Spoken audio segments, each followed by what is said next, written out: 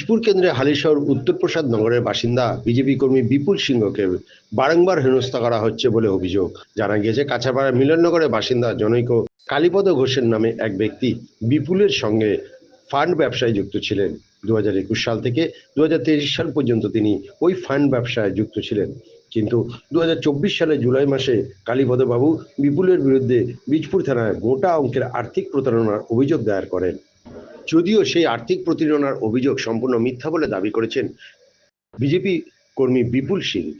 এমনকি অভিযোগ দায়ের করার প্রায় 2 বছর বাদে গত 6 জানুয়ারি মধ্যরাত্রে বিপুলের বাড়িতে পুলিশ আসে। এরপর তিনি আদালতে আত্মসমর্পণ করেন এবং এমনকি তিনি জামিনও পেয়ে যান। বিপুলের অনুমান, বিরোধী দল করার জন্য হয়তো শাসক দলের মদতে হেনস্থার শিকার হতে হচ্ছে। চাকরি দেওয়ার নাম করেও তার বিরুদ্ধে যারা প্রতারণার অভিযোগ তুলেছেন তাদের বিরুদ্ধে তিনি আইনি পদক্ষেপ নেবেন বলে বিপুলবাবু জানিয়েছেন। সবার প্রথমে আপনাদেরকে সবাইকে নমস্কার। সাধারণত আমি মিডিয়াতে আসি না, মিডিয়াতে কিন্তু কিছু বিশেষ কারণের জন্য আমাকে আসতে বাধ্য হলাম। আজ থেকে প্রায় 23-24 দিন আগে 6 জুন 2026, 6 জানুয়ারি 2026-এ তো 2:30 নাগাদ আমার বাড়িতে, রাত 2:30 নাগাদ আমার বাড়িতে পুলিশ আসে। তখন সাধারণত স্বাভাবিক পুলিশকে দেখে অত কেউ স্বাভাবিক ভয় পেয়ে যাবে, সেই সময় আমরা বেরোই না। কিন্তু পরে যখন সিসিটিভি ফুটেজে আমি দেখতে পাই, তখন বুঝতে পারি যে পুলিশ এসেছিলেন। তারপরে আমি এই ব্যাপারটা আমার উকিলকে আমি জানাই। তখন উকিল থানাতে খবর নিয়ে তখন বলে যে তোমার ব্যাপারে 2024 সালে একটা কেস হয়েছিল। তো বলছিলাম যে কী ব্যাপারে কেস হয়েছিল? তখন বলছিল কালীপদ ঘোষ বলে একটা ব্যক্তি আছে, যাকে আমি চিনতাম 2021 সাল থেকেই। তখন বলছে উনি কেস করেছে, কিছু ফান্ড ট্রান্সফারের ব্যাপার নিয়ে কিছু এভাবে কেস করেছে।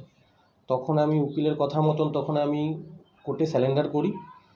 তখন তারপরে থানা থেকে গিয়ে আমাকে পিসি নেওয়া হয়। পিসি নিয়ে আমাকে বীজপুর থানাতে আমি ছিলাম।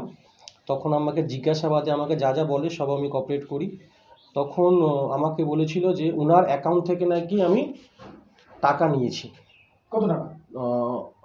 উনি যে কমপ্লেনটা করেছে সেখানটা উনি দিয়েছে 38 লাখ টাকা, কিন্তু এই তথ্যটা পুরো ভুল। অত টাকা আমার অ্যাকাউন্টে ট্রানজ্যাকশন হয়নি। ওনার সাথে আমাদের একটা ফান্ডের কারবার হতো।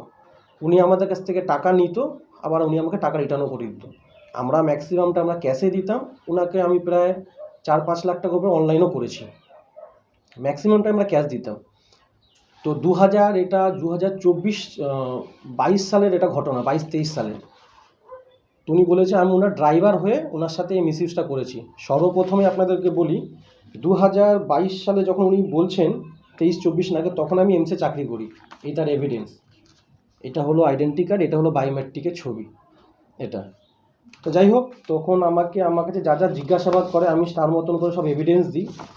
যখন ওনার সাথে ব্যবসা শুরু হয়েছিল, ওনার একটা জমি ছিল পলতাতে, সেইখানটায় জমি বাবদ ওনাকে আমি, এই যে কালীপদ সাইন, জমি বাবদ ওনাকে আমি টাকা দিয়েছিলাম 9,16,000 টাকা দিয়েছিলাম ওনাকে জমি বাবদ।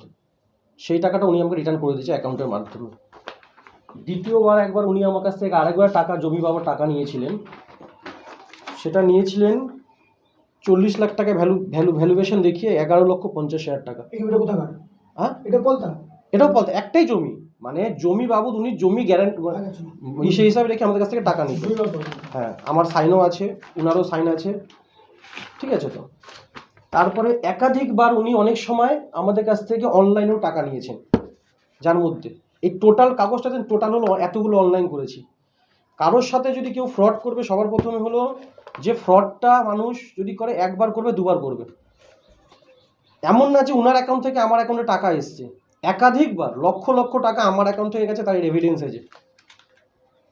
আছে। আমি লক্ষ লক্ষ টাকা আমার অ্যাকাউন্ট থেকে ওনার অ্যাকাউন্টে দিয়েছি।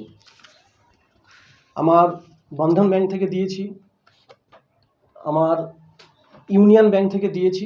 এগুলো সব পেজ এক একটা আপনাদেরকে আমি কপি লাস্টে দিয়ে দেবো, দেখে নেবেন। ইভেন উনি যখন আমাদের টাকা নিত, সিকিউরিটি পারপাস উনি আমাদের চেকও দিত। এই যে চেকের, টোটাল চেকের আমি আমার জেরক্স করে আমি করে রেখেছি। তার সত্ত্বেও প্রতারণার অভিযোগ দিল। প্রতারণার অভিযোগ, দেখুন প্রতারণার অভিযোগ কেন দিল, কিসের জন্য দিল, সেটা তো উনিই বলতে পারবেন। ইভেন উনাকে যখন আমরা টাকা দিতাম উনি আমাদের সেটা হোয়াটসঅ্যাপে সেটা আমাদের মেসেজও দিয়ে দিত, হ্যাঁ আমরা টাকা পেয়েছি। এই যে উনি মেসেজ যেগুলো করতেন, আমরা ওনাকে যে টাকা দিয়েছি সেটাও দেখুন 6 লক্ষ একই দিন আমরা 12 লক্ষ টাকা দিয়েছিলাম, তারও উনি নিজে মেসেজ করে পাঠিয়েছেন। ইভেন উনি যখন পেমেন্টটা যখন করে দিতেন, উনিও যখন আমাদের পেমেন্ট করে দিতেন উনি আবার লিখে পাঠিয়েছেন যে তোমাকে আমি পেমেন্ট পাঠালাম, এই পেমেন্টটা পাঠালাম, এখানে লেখা আছে দেখবেন। ঠিক আছে তো তো আপনি কি বিরোধী দল করেন বলে কি আপনাকে দেখুন, বিরোধী দল করি বলে সেটা আপনি বলতে পারেন, কিন্তু আপনাকে আমি 2024 সালেও আমাকে একটা মিথ্যা কেসে ফাঁসানোর চেষ্টা করেছিল। তো যাই হোক, সেটার মধ্যে কি সততা ছিল সেজন্যই আমাকে কোর্ট আমাকে দেখে বেল দিয়েছে। একটা এক্সিডেন্ট কেসকে সেটাকেও মার্ডার সাজিয়ে আমাকে 12 দিনের মতন আমাকে হ্যারাসমেন্ট জেলে রাখা হয়েছিল। যেই ছেলেটার জন্য আমাকে কেস দিয়েছিল সেই ছেলেটার আমি 2023 সালে আমি এমসিএর অপারেশন করিয়েছিলাম, হার্নিয়ার অপারেশন করেছিলাম, তার এভিডেন্স আমার কাছে আছে। ওকে যে আমি পেমেন্ট করেছিলাম তার এভিডেন্স আমার কাছে আছে, আমার কাছেও কাজ করে। যাই হোক, সেটা হলো আমি পিছনে কথা বলতে চাই না। মেনলি হলো যার জন্য আপনাদের মেনলি এই ঘটনার জন্য আপনাদের কালীপদ ঘোষ কি কোনো পলিটিক্যাল পার্সন? পলিটিক্যাল পার্সন বলতে ওনাকে যতটা চিনি উনি বিএসপি পার্টি করেন। ওনার বাড়ির লোক কোন পার্টি করে জানি না আমি, কিন্তু উনি বিএসপি পার্টি করেন, এইটুকুনি আমি জানি।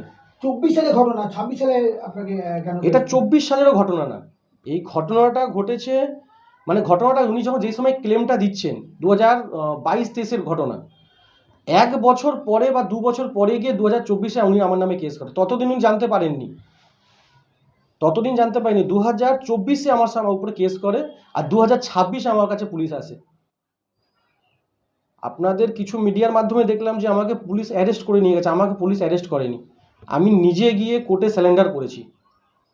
চাকরি দেওয়ার নাম করে প্রতারণা সেখানে। হ্যাঁ, সেটাও আমি তার জন্য লিগালি যা যা স্টেপ নেওয়ার সে আমি কথাবার্তা বলেছি আমার উকিলের সাথে, সেটাও আমি নেব। কারণ কি, আপনি কেউ যদি কারো ব্যাপারে কেউ যদি ক্লেম করে তার তো কিছু সত্যতা হতে হবে। যদি কোনো কমপ্লেনার ছাড়া কারোর উপর তো আপনি কারোর উপর দোষ দিতে পারেন না। আজকে যে চাকরি দেওয়ার নাম করে আমাকে যে এর বদনাম করা হয়েছে, এর পিছনে কোনো একটা ব্যক্তিও আমাকে এরকম কোনো যে বলেনি যে আমি কারোর কাছ থেকে টাকা নিয়েছি বা কারোর টাকা নিয়ে কাউকে চাকরি দিয়েছি।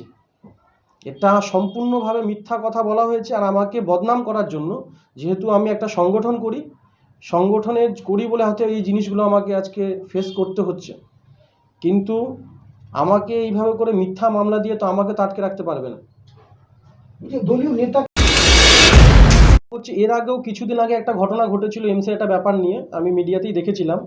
সেই ক্ষেত্রে ওনাকে বদনাম করার চেষ্টা করছে যারা এই রাজ্যে যারা সরকারে আছে, তারা অর্জুন সিং মহাশয়কে ভয় পেয়েছে। এর জন্য অর্জুন সিং মহাশয়, আমরা যেমন ছোট কর্মী, আমাদের মতো লক্ষ লক্ষ কর্মী ওনার কাছে ফটো আছে, ওনার সাথে ফটো তোলে। কেউ যদি কোনো মিথ্যা মামলায় যদি ওনাকে বদনাম করার চেষ্টা করে, সেটা তো সঠিক হবে না। আচ্ছা, যারা করে আইনি পদক্ষেপ নেবেন? অবশ্যই নেব। যারা অলরেডি আমি ওটা ওনাকে নোটিশও করে দিয়েছি, যারা আমার এর পিছনে আছে, যারা আমাকে বদনাম করার চেষ্টা করছে, তাদের প্রত্যেককে আমি লিগালি আমি নোটিশ করব, যতদূর যেতে হয় তার জন্য আমি যাব। এখন কি চাইছেন আপনি? আমি চাইছি যে যারা আমাদের ব্যাপারে এইসব বদনাম করছে তাদেরকে আমি লিগালিভাবে আমি নোটিশ করব, কোর্টের মারফতে আমি করব, আইনের মারফতে যেটা করা যায় সেটা আমি করার চেষ্টা করব। কারণ এটা দীর্ঘদিন ধরে হয়ে আসছে। এর আগেও একটা ঘটনা ঘটেছে, সেটাও আমার ফ্যামিলিকে আমাকে ইনভলভ করা হয়েছে। ইভেন এই ঘটনাটা যেটা 2024-এর ঘটনা, 26-এ এসে আমাকে হ্যারাসমেন্ট করা হচ্ছে। বারবার হিংসার শিকার হতে হচ্ছে আপনাকে? বারবার আমাকে হেনস্থার শিকার হতে হচ্ছে। আমার বাড়িতে আমাকে ফিজিক্যালি, আমাকে মেন্টালি অনেক রকমভাবে আমাকে টর্চার করা হয়েছে। ঠিক আছে তো? দমিয়ে দেওয়ার চেষ্টা চলছে নাকি অন্তরালে? সেটা বলতে পারেন আপনি। আমার মতন সাধারণ কর্মীকে যদি যারা সরকারে আছে ওরা যদি ভয় পেয়ে যায়, তাহলে তো বড় বড় মাথাকে তো ওরা আরও বেশি ভয় পাবে, ভয় পাচ্ছে। কেন, গদি চলে যাওয়ার সেই ভয়টা ওদের আছে, এর জন্য হয়তো বারবার ডিস্টার্ব করছে। বিপুল সিং পুরসভার প্রার্থী হয়েছিলেন বিজেপি, তারপর বিপুল সিং এর উত্থান, আয়ের উৎস নিয়ে একটা কোনো অভিযোগ বিরোধীদের তরফ থেকে, যে হঠাৎ আপনি হচ্ছে কিভাবে হচ্ছে। হ্যাঁ, বিত্তশালী হয়ে গেল, হঠাৎ বিত্তশালী হয়ে গেল। হ্যাঁ, সেটাও হ্যাঁ, আপনি যেটা বলতে চাইছেন সেটাও আমি দেখলাম। অনেক কিছু বলেছে, যেমন আমি কি করে বাড়িটা করলাম, আমি এর আগে আমার বাড়ি সেমন ছিল না, এখন আমি বাড়ি করেছি, এইসব নিয়েও মিডিয়াতে অনেক রকম কথা উঠেছে। সেই সঙ্গেই বলে দিই যে আমি 2022 সাল নাগাদ আমি যখন এমসে ঢুকি, তার আগে আমার ফান্ডের ব্যবসা ছিল, সেটা তো আমি করতামই।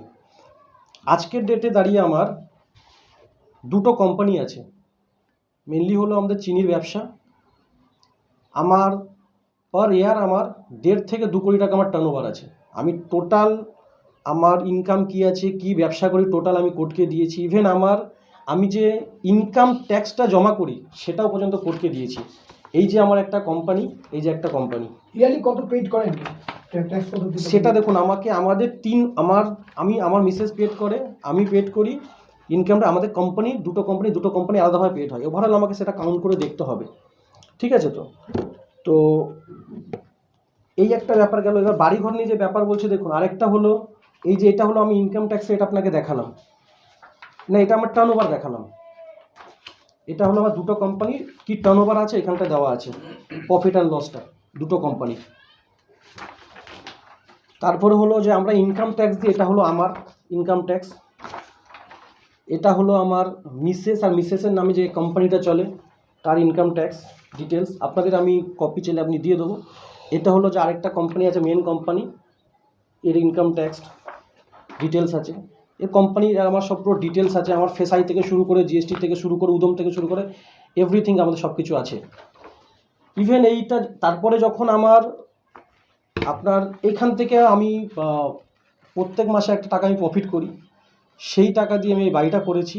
লাস্টের দিকে যখন আমি দেখলাম যে আমার কিছু আরও ফান্ডের দরকার আছে, আমি 2 জায়গা থেকে লোন করাই। একটা হলো SMFG, এখান থেকে হাউস লোন করাই, একটা FMFG, যেখান থেকে আমি অলমোস্ট প্রায় 15,40,000 টাকা লোন করাই। এই তার ডিটেলস। আরেকটা হলো আপনার এইখানটায় দেখতে পারবেন, এই যে বাজাজ ফাইন্যান্স থেকে একটা লোন করে, বিজনেস লোন করে, সেটাও আমার এই বাড়ির পিছনে লাগাতে হয়েছে। পুরো টাকা কি মিটিয়ে দিয়েছেন বাড়ি, বাবু সব টাকা মেটানো হয়ে গেছে? না, এই লোনগুলো তো চলছে। আর কিছু লোন যেহেতু আর কিছু মার্কেটে যেহেতু আমার 2-3 লক্ষ টাকা ধার দেনা আছে আরও, যেটা হলো রঙের দোকানে বা কিছু মার্বেলের দোকানে কিছু আমার এখনও বাকি আছে। ওভারঅল আমার 25 লক্ষ টাকা এই বাড়ির পিছনে এখন ঋণ আছে আমি লোন বাবদ নিয়ে। তো আমি আজকে আপনাদের মাধ্যমে এটা বলতে চাই যে কোথাও থেকে আমাকে কেউ টাকা দিয়ে বা কোথাও থেকে ফ্রড করে এই বাড়িটা আমি করিনি। আমি নিজস্ব ইনকাম দিয়ে, বাবার কিছু টাকা পয়সা ছিল সেটা দিয়ে, আর প্লাস হলো নিজের আমি ব্যবসা থেকে যেগুলো উপার্জন করেছি সেটা দিয়ে, আর লোন নিয়ে বাড়িটা করেছি। আপনি অভিযোগকারীকে কি বলবেন তাহলে? অভিযোগকারীকে আমার কিছু বলার নেই। অভিযোগকারী তো উনি যখন থানাতে উনি এসেছিলেন, উনি তো স্বীকার করেছেন যে ওই কমপ্লেনের ব্যাপারে উনি কোনো কথাই বলেননি। ইভেন কোর্টে উনি তখন যাননি। যে কমপ্লেন করেছে সেই নিজে কোর্টে সেদিনকে ছিলেন না, যাননি।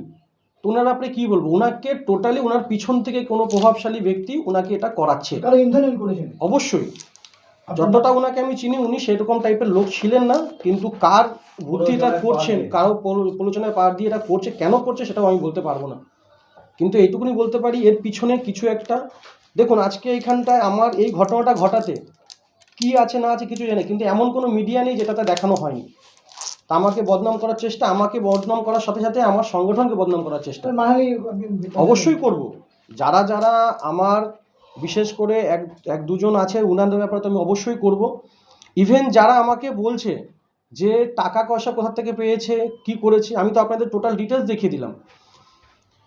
আমার শুধু ওয়েস্ট বেঙ্গলে না, আমার ওয়েস্ট বেঙ্গলের বাইরেও আমার ব্যবসা আছে, চিনির ব্যবসা আছে। আমার বিহারেও আমার মাল যায়, আমার ভুবনেশ্বরেও মাল যায়। ওয়েস্ট বেঙ্গলে একাধিক আমার 70খানা ক্লায়েন্ট আছে যেখানে আমি মাল সাপ্লাই করি, তার পুরো ডিটেলস আমার কাছে আছে। আমি ডিটেলস আপনাদের দিয়ে দিতে পারবো, বা আপনার আছে আমার কাছে। যারা আমাকে বলছে তারা এক সময় আমার কাছ থেকে লক্ষ লক্ষ টাকা নিয়েছে মেয়ের অ্যাডমিশনের নামে। যারা আমাকে বলছে বাড়ি কোথা থেকে করলাম, মেয়ের অ্যাডমিশনের নামে আমার কাছে টাকা নিয়েছে, বাড়িতে বিয়ের নামে আমার কাছে টাকা নিয়েছে।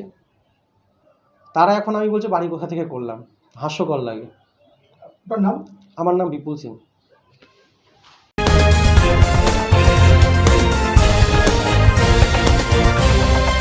Audio